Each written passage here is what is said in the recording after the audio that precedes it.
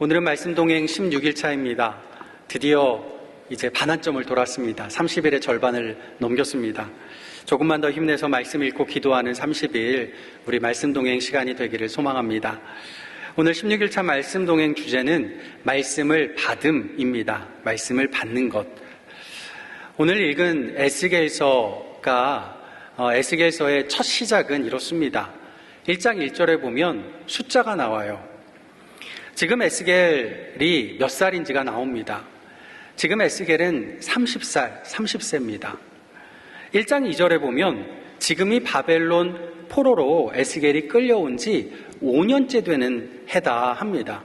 그러면 에스겔이 바벨론에 처음 끌려왔을 때 나이가 몇 살인지 알겠죠? 몇 살일까요? 30 빼기 5에서 25살이죠. 에스겔서가 30이란 숫자로 시작하는 거, 이게 참 의미가 큽니다.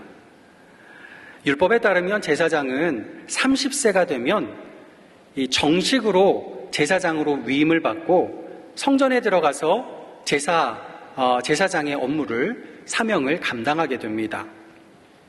에스겔은 제사장 가문 사람이잖아요. 그러니까 그의 어릴 적 꿈이 무엇이었는지 대충 알게 되겠죠. 그 꿈이 이루어졌을까요?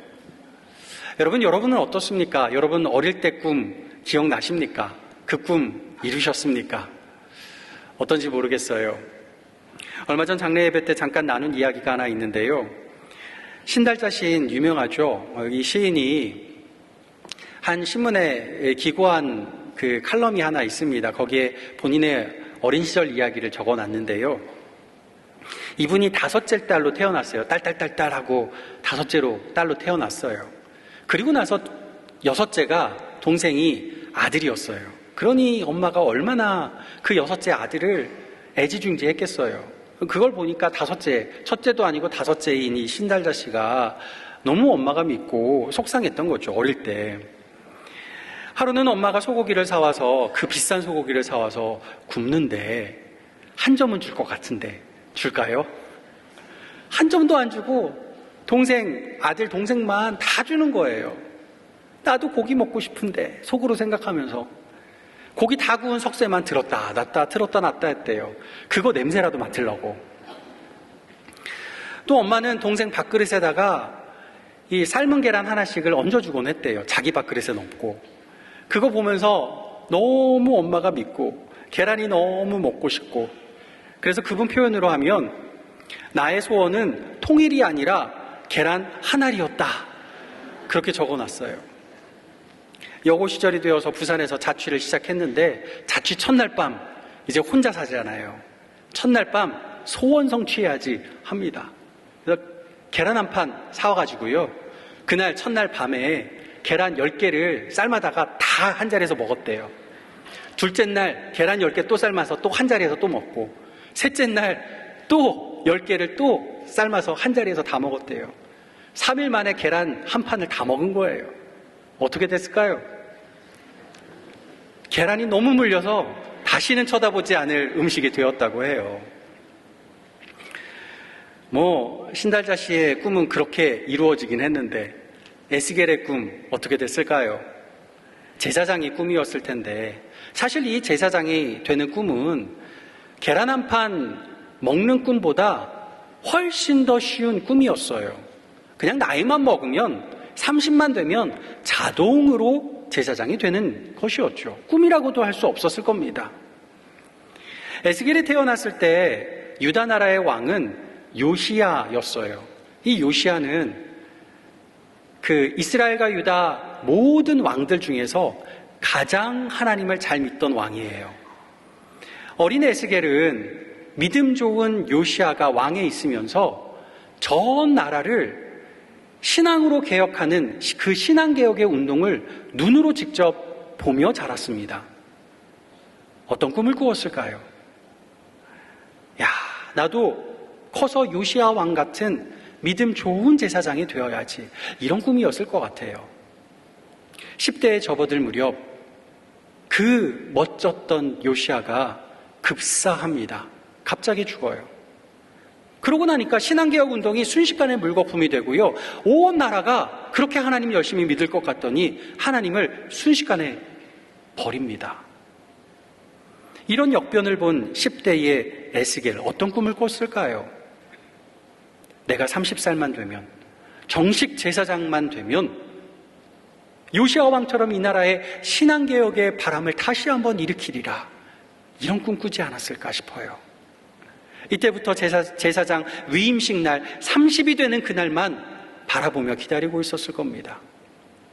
그러던 어느 날 청천벽력이 칩니다. 제국 바벨론이 침공하지요. 유다 왕국은 추풍낙엽, 피해는 회복 불가. 애꿎은 에스겔은 포로로 잡혀 머나먼 바벨론 땅으로 끌려갑니다. 평생의 꿈이 산산조각 나요. 나이만 먹으면 되는 그 꿈이었는데 이제는 안 돼요. 바벨론으로 끌려온 지 5년째 생일입니다. 생일 축하합니다 노래도 부를 수 없는 상황. 그럴 여유도 없어요. 바벨론 운하 사업에 포로 노예로, 노동자로 끌려가서 막노동하느라고 하루 종일 피곤해 지쳐 쓰러집니다. 예루살렘 성전으로 돌아갈 길은 보이지가 않아요. 그래도 우리 믿는 성도들이 그런 경우 많잖아요. 한 가닥이라도 희망은 그래도 갖고 살잖아요. 혹시라도 정말 0.0000001%의 확률만 있다 하더라도 하나님이 조금이라도 원하시기만 한다면 전능하신 하나님 나를 돌려보내시지 않을까, 내가 다시 제사장 되지 않을까, 이런 꿈 있지 않았을까 싶어요. 그 한 가닥 꿈으로 하루하루를 겨우겨우 버텨내던 30살 생일에 드디어 하나님이 에스겔에게 나타나셔서 말씀하세요. 예루살렘 성전은 곧 무너질 것이야. 포로된 너희는 고향 땅에 돌아가지 못해. 여기서 나만 의지하고 살아야 돼. 그래야 너희가 살아.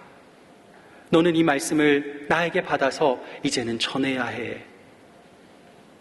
얼마나 기가 막힐까요? 마지막 남았던 마지막 작은 희망의 조각마저 산산이 부서집니다. 그런데 보세요. 바로 그 절망의 자리에서 하나님이 말씀을 주시는 거예요. 절망의 자리가, 꿈이 깨지는 그 자리가 하나님의 말씀을 받는 자리였습니다. 제사장의 꿈이 박살난 그때에 에스겔은 하나님 말씀을 전하는 선지자로 부름을 받습니다. 여러분, 혹시 품었던 꿈, 기도해온 제목 와장창 깨졌습니까? 어쩌면 그때가 하나님 말씀을 받는 때이고 우리는 그 하나님 말씀에 귀 기울여야 할 때인 줄 믿습니다. 오늘은 하나님 말씀을 받을 때 무슨 일이 일어나는지 오늘 본문에서 3가지로 살펴보기 원합니다. 첫 번째는 이거예요. 말씀을 받으면 사명을 받습니다. 우리 같이 읽어볼까요? 말씀을 받으면 사명을 받습니다. 아멘. 오늘 본문 10절 중간 말씀 같이 읽어볼 텐데요. 자막을 보면서 같이 읽어보겠습니다. 내가 내게 이를 모든 말을 너는 마음으로 받으며. 아멘. 말씀은요, 지식으로 받는 게 아닙니다. 마음으로 받는 거예요. 예수님이 이 마음에 대해서 이렇게 말씀하셨어요. 마음을 다하고 목숨을 다하고 뜻을 다하여 주 너의 하나님을 사랑하라. 이게 반복해서 말씀하시는 거예요. 똑같은 말인데 이 단어를 바꿔가면서 말씀하신 거라서 마음이 곧 목숨이고 뜻이라 이 말씀을 하시는 거예요. 10절에 마음으로 받으란 말도 그런 겁니다. 마음과 목숨과 뜻을 다하여 주 너의 하나님을 사랑하는 그 마음 가지고 이 말씀을 받으라 하는 말씀이에요. 왜 이렇게까지 말씀을 받아야 할까요? 그냥 말씀 듣고 받으면 되는 거 아닙니까?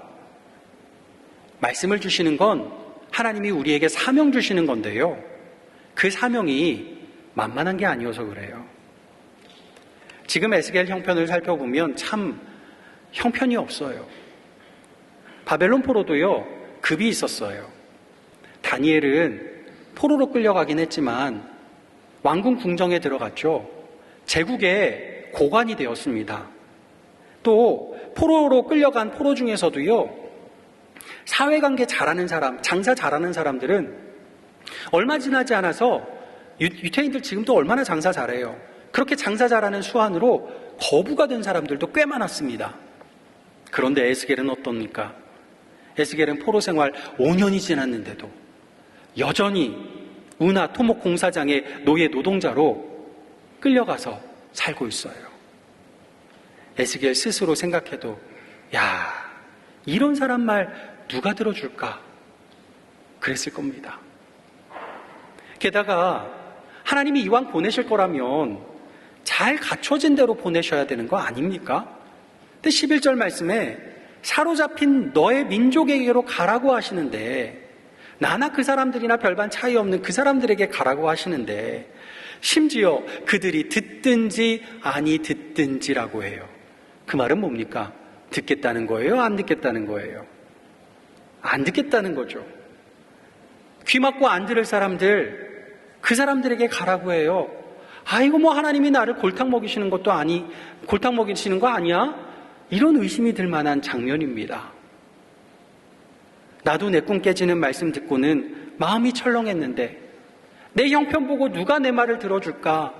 나보다 형편 좋은 사람들, 조금 더 나은 사람들한테 가서 전하면 내 말을 듣기나 할까? 귀 막고 있는 사람들에게 가서 시도 안 먹힐 말씀, 그들 꿈 깨트리는 말씀을 전하면 듣기나 할까? 기가 막힌 겁니다. 이게 하나님이 주신 사명이에요. 그래서 말씀을 온 마음으로 받지 않으면 사명 감당 못하는 거죠. 내 마음, 내 목숨, 내 뜻을 걸고서 말씀을 받아야 사명을 받을 수 있다는 겁니다. 하지만 그러기에 하나님, 이 말씀을 거꾸로 보면 하나님 마음이 느껴져요. 너 말고는 이 사명 감당할 사람이 없구나. 나에겐 너밖에 없구나 하시는 말씀인 거예요.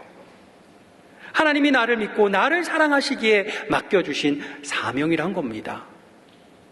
내가 이 사명 감당하지 않으면 죽어갈 내 가족, 내 이웃, 내 동포가 있기에 맡겨주신 사명인 겁니다. 존 파이퍼 목사님이 잘 아시는 선교사님에 대한 이야기를 한번 하신 적이 있어요. 그 선교사님의 친구들 중에서 예수 안 믿는 친구가 하나 있었는데 그 친구에게 복음 전할 기회가 생겼대요.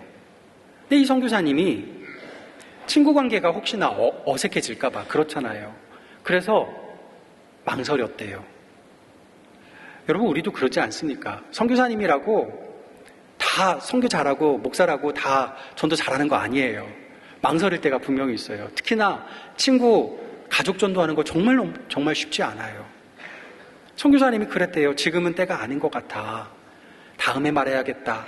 기회를 잘 엿봐야지. 그러고 며칠 후에 이 친구가 사고로 세상을 떠났다는 거예요. 선교사님이 오열을 했답니다. 내가 그때 친구에게 복음 전했으면 그가 지금 하나님 앞에 서 있을 수도 있을 텐데, 오열을 하면서 결단을 했다는 거예요. 내가 다시는 복음 전하는 거 다음으로 미루지 않으리라. 말씀을 받고 그 말씀 전하는 사명에는요, 다음은 없습니다. 지금만 있어요. 지금 이 말씀 받으려면 마음도 목숨도 뜻도 걸어야 하지만 지금밖에 없어요. 하지만 우리를 위해 먼저 마음과 목숨과 뜻을 걸어주신 분, 십자가에 못 박아주신 분이 우리 곁에 계십니다. 예수님. 그 예수님이 우리 손 붙잡고 나와 함께 가자 말씀하시는 줄 믿습니다. 우리가 마음으로 받은 말씀이 오늘 한 영혼을 살리는 놀라운 능력과 사명될 줄 믿습니다. 두 번째, 말씀을 받으면 들어 올려집니다. 우리 같이 읽어볼까요? 말씀을 받으면 들어 올려집니다. 아멘. 질문 하나 해보겠습니다. 사명 감당하려면요, 준비가 필요할까요? 말씀 받음이 필요할까요? 둘 중에 하나만 선택하라고 하면 뭐가 필요할까요? 대충 그 소리는 안 들리는데 입술은 제가 조금 보이네요. 그러면 하나 더 질문해 볼게요. 준비도 필요하고 말씀 받음도 필요할까요? 두 개 다 필요할까요? 이번에는 입이 안 움직이시네요. 대충 어떻게 답이 나올지 감은 잡히시죠? 제가 질문하는 거에. 사명받은 에스겔 어땠을까요? 11절에 하나님이 사로잡힌 내 민족에게 가라 말씀하셨죠. 이 말씀을 받은 에스겔 상태가 어땠을까요? 14절에 나옵니다. 14절 중간에 나와요. 우리 자막 보면서 같이 읽어볼게요. 내가 근심하고 분한 마음으로 가니. 에스겔이 말씀대로 마음을 먹고 가긴 갔어요. 그런데 마음이 진짜 준비가 됐나요? 아니요. 전혀 아니에요. 말씀 전하러 가는 사명자의 마음이 근심하고 분하다니요. 제가 이런 마음으로 설교단에 지금 올라와서 설교를 한다면 어떠실까요? 막 누군가를 막 째려보고 얼굴이 불그락 푸르락 하면서 막 화난 모습과 화난 말투로 말을 한다면 어떠실까요? 아마 마음속으로 그러실 거예요. 야, 참 준비 안 된 목사다. 저 같아도 그럴 것 같아요. 맞아요. 에스겔은 지금 말씀을 마음으로 받고 사명 따라가기는 했는데 그 마음이 여전히 준비되지 않고 있어요. 너무 가기 싫고 자존심 상하고 자괴감 들고 다 때려치고 싶은 거죠. 실제로 오늘 읽은 본문 다음 절인 15절에 보면요, 말씀 전하러 찾아간 곳에서 에스겔이 7일 동안이나 아무 말도 안 해요. 그냥 멍 때리고 있어요. 아무것도 하고 싶지 않은 거죠. 준비된 게 없었고 지금도 준비하지 않고 있습니다. 그런데 하나님은 뭘 하신다고 하시나요? 12절에 우리 자막 보면서 같이 읽어볼게요.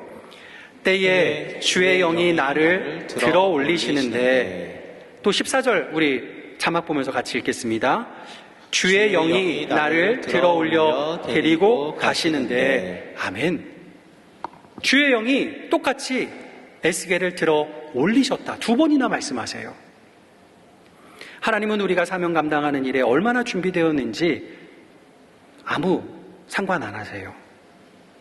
준비는 내가 다 해줄게. 너는 그냥 아멘으로 말씀만 받아. 그러시는 겁니다. 제가 중학생 때 남포교회 박영선 목사님 책 하나님의 열심, 그 책을 읽고 너무너무 많은 은혜를 받았습니다. 그 중에서도 한 대목에 너무나 큰 은혜를 받았는데요, 이런 내용이었어요. 우리가 하나님을 떠나 살고 싶을 때가 있잖아요. 막 도망치고 싶을 때 있죠. 그렇게 멀리 도망치고 세상 끝까지 도망쳐도 성경에 뭐라고 그래요? 세상 끝까지 도망쳐 봤더니 이미 거기 하나님 계셔요. 아무리 도망가도 도망갈 데가 없어요. 하나님이 계속 거기 계시니까. 그러니까 이제는 나중에는 안 되니까 한번 해보시죠 하나님 하면서 전봇대에다가 내 몸을 그냥 아무 줄이 아니라 쇠사슬로 칭칭칭칭칭칭 감아놓고 하나님 한번 데려가려면 데려가 보세요. 그런다는 거죠. 그러면 하나님은 어떻게 하실까요? 그 쇠사슬 하나하나 풀어 놓으시고 우리를 잘 설득해서 전봇대에서 끌어다가 데리고 가실까요? 아니라는 거예요. 어떻게 하시느냐? 하나님은 전봇대가 박혀있는 그 땅을 아예 포크레인을 가져와서 완전히 파가지고 전봇대 채로 데리고 가신다는 거예요. 다 들고 가신다는 거죠. 그만큼 우리를 사랑하시고 그만큼 우리에게 열심이시란 겁니다. 하나님이 에스겔을 그렇게 하셨어요. 에스겔아, 너 사명 준비 안 되어 있다고? 너 못 움직이겠다고? 괜찮아. 준비는 내가 다 해줄 거야. 그냥 아멘으로 말씀만 받아. 내가 너를 퍼서 들어 올려서 데려다 줄게. 하나님 그러시는 거예요. 이게 우리를 향한 하나님의 사랑이고 하나님의 열심인 줄 믿습니다. 교회 생활하다 보면 이런 말을 할 때가 있어요. 제가 아직 준비가 안 돼서요. 제가 아직은 아닌 것 같아요. 때가 아직은 아닌 것 같아요. 하지만 기억하십시오. 하나님은 준비된 자를 찾지 않으십니다. 하나님은 말씀을 받은 자를 찾으시고 그를 들어 올리시는 줄 믿습니다. 그 하나님 말씀, 하나님 열심에 우리 모습 그대로를 내어드리시기를 간절히 소망합니다. 마지막 세 번째, 말씀을 받으면 성령의 감동이 임합니다. 우리 같이 읽어볼까요? 말씀을 받으면 성령의 감동이 임합니다. 아멘. 14절 끝에 뭐라고 말씀하는지 우리 자막 보면서 같이 읽어볼까요? 여호와의 권능이 힘있게 나를 감동시키시더라. 아멘. 지금 에스겔은 기쁘게 사명을 감당하는 게 아닙니다. 근심하고 분노하고 마음이 복잡해요.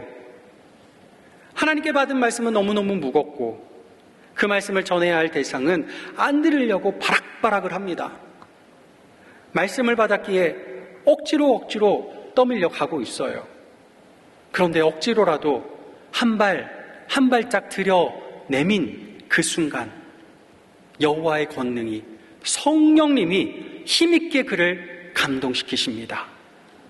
준비되지 않고 움직이지 않는 발걸음, 그 발걸음을 성령께서 힘있게 하십니다.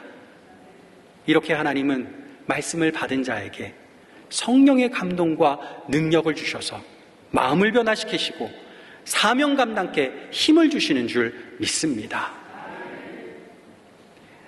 제키 플린저라는 여성 선교사 들어보신 분들, 아시는 분들 있으실 겁니다. 정말 유명하신 분이죠. 영국인으로서 홍콩에서 선교 사역을 감당하신 여성 선교사예요. 영국 왕립대학에서 오보에를 전공했던 분인데 졸업하자마자 마음속에 정말 뜬금없이 선교에 대한 부르심, 막연한 부르심이 느껴졌어요. 어떡하지? 어디로 가라시는 거지? 고민하면서 말씀 붙잡고 기도하면서 하나님의 부르심을 구체화해달라고 기도했습니다. 그러던 어느 날 꿈을 꿔요. 마약굴에 아편굴로 들어가서 거기에 누워있는 사람들 위해 손을 얹어 기도하는 꿈이고, 그러더니 어두운 골목에서 앞을 보지 못하는 사람들을 어루만지는 꿈을 꾼 거예요. 꿈에 깨어서 이게 무엇일까? 다시 기도하면서 깨달았죠. 이게 성령께서 주신 꿈이구나. 어디로 가야 될까? 그래, 이곳으로 가야지 하고 간 곳이 홍콩의 구룡성체. 여러분 들어보시거나 가보신 분 있는지 모르겠어요. 지금은 재개발되어서 관광지로 돼 있어서 갈 수 있는 곳이죠. 옛날에는 절대로 홍콩 가도 가면 안 되는 곳. 여러분 홍콩 영화 예전에 좋아하셨던 분들이면 다 아실 거예요. 홍콩 누아르 영화 하면 이곳이 항상 배경으로 나왔죠. 홍콩의 슬럼가 중에 슬럼가, 홍콩 삼합회가 집결되어 있는 곳, 마약 중독자들이 가득한 곳, 한때는 전 세계에서 마약의 1번 본산지였던 곳, 거기에 안에 있는 초등학교의 교사로 지원을 합니다. 여자 혼자 겁없이 거길 들어가요. 처음엔 언어도 문화도 모르는 상태였고 선교의 선자도 모르고 경험 하나 없이, 준비 하나 없이 그저 성령의 감동함으로 들어갑니다. 그저 말씀과 기도만 붙잡았어요. 그러자 성령께서 그녀에게 방언의 은사와 치유의 은사를 가득 부어주십니다. 그 은사로 마약 중독자들과 깽단원들에게 복음을 담대히 전하게 되었고요. 수많은 사람이 회심하고 마약 중독에서 벗어나 새로운 삶을 살게 된 사람들이 많아졌어요. 올해 82세이십니다. 여전히 왕성하게 선교사역을 감당하고 계세요. 어제 제가 이분이 세운 선교회가 있거든요. 그 선교회 홈페이지에 한번 들어가 봤는데 소개글에 이분의 기도 제목, 예전에 했던 기도 제목이 큼지막하게 적혀 있는 게 보였어요. 이렇게 기도 제목이 있습니다. 주님, 저에게 당신의 살아계심을 증거할 성령 충만을 주소서. 그리고 그 밑에 그녀가 예전에 인터뷰했던 말이 하나가 또 올라와 있었습니다. 그래요, 내가 할 일은 그저 마약 소굴에 걸어 들어가 성령의 능력을 간구하는 것뿐이에요. 그러면 그들은 자유함을 얻게 될 겁니다. 그녀가 한 일이 아닌 거예요. 그녀가 준비해서 한 일도 아닙니다. 그저 성령의 감동을 바라고 기도하고 그저 주님 손 붙잡고 그곳에 걸어 들어간 것뿐이에요. 하시는 분은 하나님인 거죠. 우리가 말씀을 받으면 하나님은 우리를 그냥 놔두시지 않습니다. 성령의 감동으로 우리를 붙드실 줄 믿습니다. 우리가 근심하고 분하고 마음이 복잡할 때에도 말씀을 받은 우리를 성령님이 감동시키사 우리의 마음을 변화시키고 힘을 주시고 움직이게 하시는 줄 믿습니다. 사랑하는 여러분, 여러분을 사랑하기에 여러분 인생에 품은 꿈 하나도 빠짐없이 다 이루어지기를 원하고 여러분의 간절한 기도 제목 하나도 빠짐없이 다 성취되기를 바랍니다. 하지만요, 하나님이 여러분을 사랑하시기에 그 하나님이 여러분 인생 지금만 아니라 앞으로 모든 인생, 모든 평생을 하나님이 선하게 계획하시고 여러분을 선하게 인도하실 것을 믿기에 여러분이 품은 꿈을 하나님이 때로는 좌절시키실 때가 혹시 있을 것이고 여러분이 간절히 기도한 제목에 하나님이 No, 아니야 그렇게 응답해 주실 때가 혹시 있게 될 겁니다. 그러나 기억하십시오. 바로 그때가 아멘으로 하나님 말씀을 받아야 하는 때인 줄 믿습니다. 마음으로 말씀을 받는 순간 하나님이 새롭고 놀라운 사람 살리고 생명 살리고 가정을 살리고 교회를 살리는 새로운 사명을 주실 줄 믿습니다. 그 하나님이 친히 여러분을 들어 올리실 것이고 여러분을 성령으로 감동시키사 능력과 기사를 행하게 하실 줄 믿습니다. 하나님 말씀 듣기를 거부하는 오늘의 세대입니다. 누구도 하나님 말씀 들으려고 안 해요.